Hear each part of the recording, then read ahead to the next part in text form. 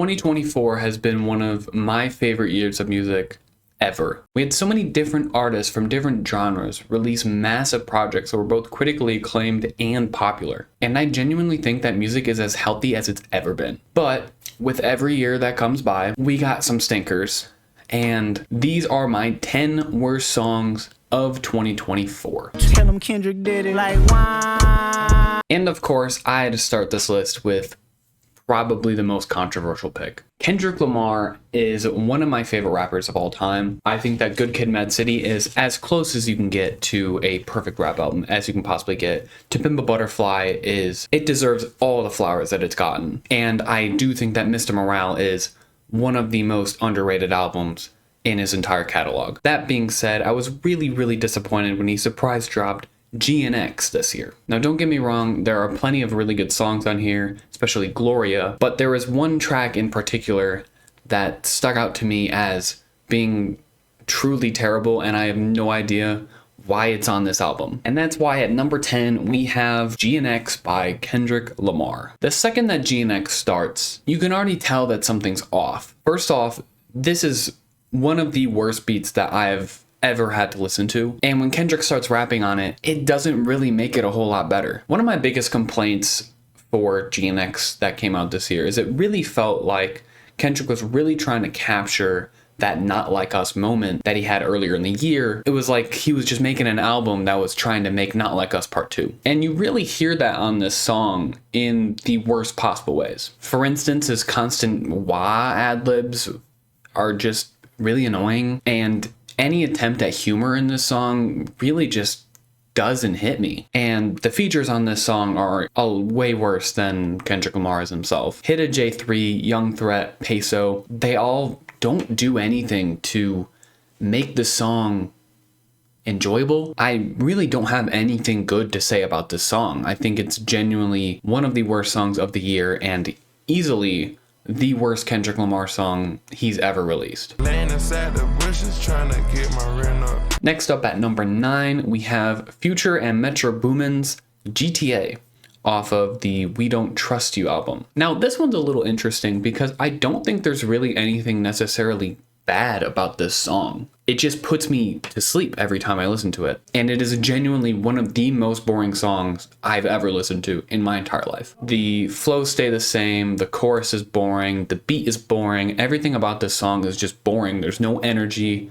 Anything that you'd want from Metro Boomin and Future is just not in this song. And I really don't have much to say else besides that. It's just boring.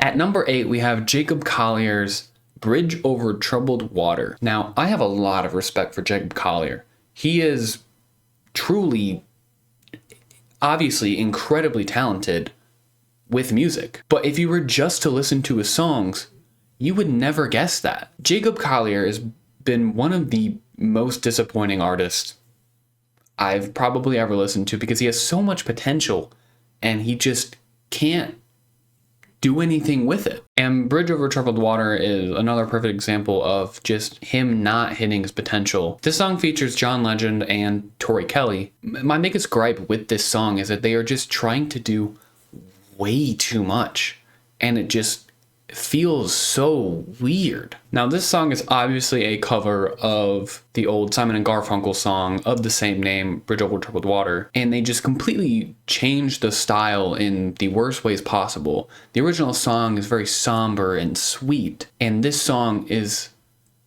like a bad musical. Now, John Legend and Tori Kelly, they are obviously very great singers. Again, they're just doing way too much, and it just completely takes everything away from the song and what the lyrics and what everything is supposed to be meaning, and I'm just sitting there laughing. Overall, it's just a really disappointing song that doesn't really do the original song any kind of justice. Did you just say, bitch?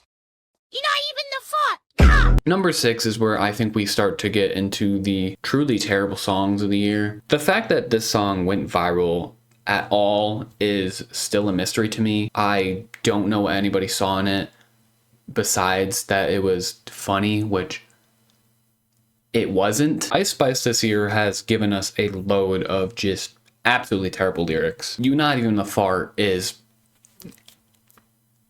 one of the worst. I've come not to really expect that much from Ice Spice. I don't think many people really have high expectations for her. Even this was just incredibly disappointing. And the fact that it became a popular hit for a bit really just soured the taste of the song for me even more.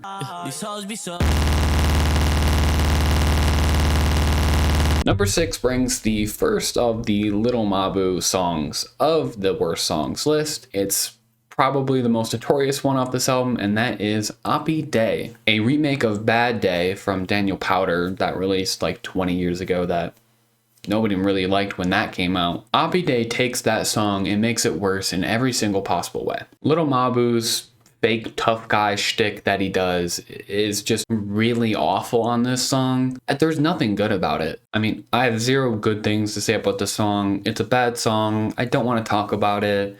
Don't listen to this song. Don't listen to Little Mabu. Everything's bad.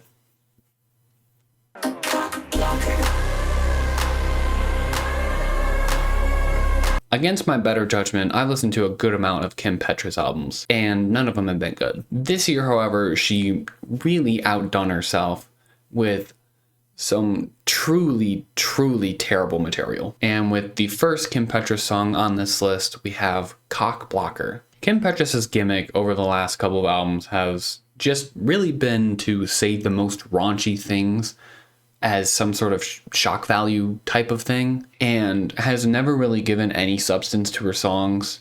There's no deeper meaning or anything. It's just say the worst thing that you can think of at the time and then put it on the album. And in this Kim Petras song, it's really not any different. Kim Petras uses the song to say how much she likes parties and mansions, six-packs, groupies, strippers, cheating, and that is the whole song.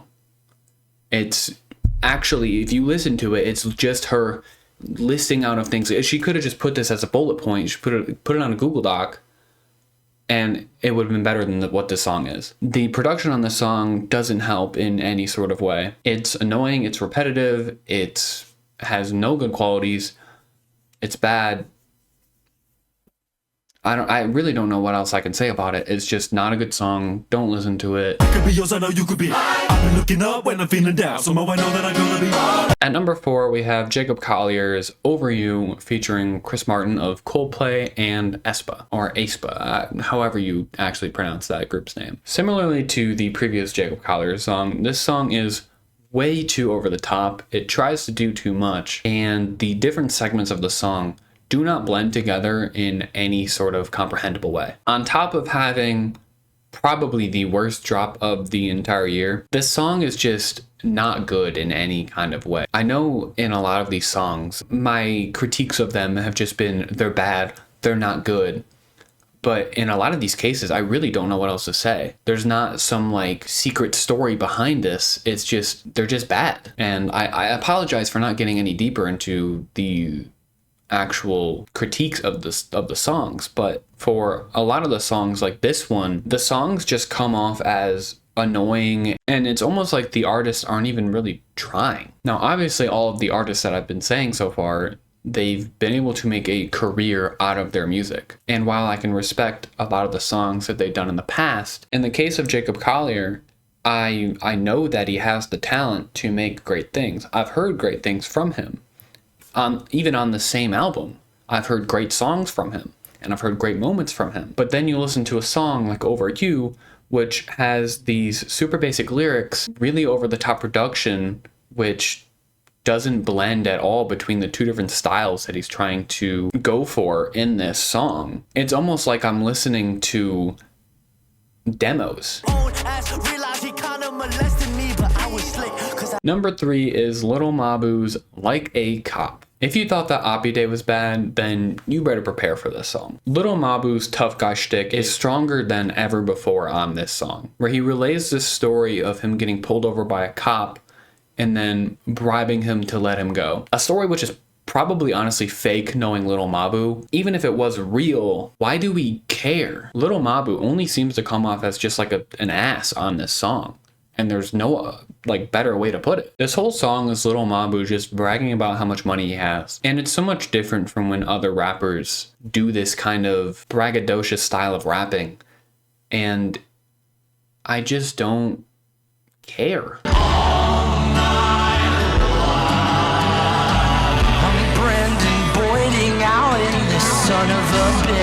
At number 2, we have Say Anything's On Come. This is probably the funniest song I've ever listened to that came out this year. This has some of the worst instrumentation that I've ever heard, some of the worst vocals that I've ever heard. And the fact that it's not even number 1 is insane in and of itself. But on top of all of that, it has truly some of the worst lyrics that I have ever been forced to read. For example, and pardon my language on this part, steal your belts from homophobic daddies. Whip the tiger until the pussy is your caddy. Now you are fucked by holy fuck, king of mind fucks. And I think what makes this even better is the genius annotation that is attached to this, where it simply says, I think he's having a mental breakdown, send help. And it doesn't stop there. In fact, I'm just going to start reading out a bunch of these lyrics as I think they are hilarious. Vitamin C's not what I need. I need to feed on period bleed. Stephanie, please, we need that good dick. I'll always come for Sherry Dupree. I'll always come for Sherry Dupree. I'll always come for Sherry Dupree. I'll always come for Sherry Dupree. I'll always come for Sherry Dupree. I'll always come for Sherry Dupree. These are my thoughts on cum. First, before we get to the number 1 answer, I want to give a couple honorable mentions. I'll just run them off real quick. We have Kim Petras' Gag on It. Good gag on it. Take it deep. Make it ski.